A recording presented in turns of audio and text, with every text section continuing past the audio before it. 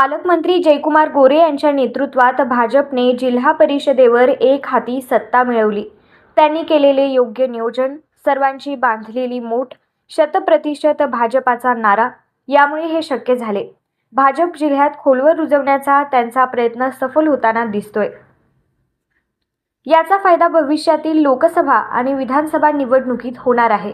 जिल्ह्यातील 2 खासदार तसेच 11 पैकी 6 आमदार हे विरोधी पक्षाचे आहेत। विरोधी पक्षाच्या आमदाराच्या मतदारसंघातील भाजपाच्या नेत्यांना पालकमंत्र्यांनी ताकद दिली।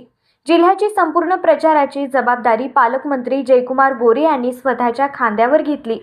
सकाळी 6 ते रात्री 12 पर्यंत सभा, गाठीभेटी, रॅली असे दिवसातील 18 तास पालकमंत्री गोरे प्रचारात व्यस्त होते। जिल्ह्यात त्यांनी तब्बल 37 सभा घेतल्या। स्वतःच्या मानखटाव मतदारसंघातील निवडणुकीत कमी वेळ देता आला, त्यामुळे नुकसानही सहन करावे लागले। 68 पैकी 59 जागा लढवून 38 जागा भाजपने जिंकल्या। सोमवारी आलेल्या निकालावरून पालकमंत्री गोरे यांचा दबदबा वाढल्याचे दिसते।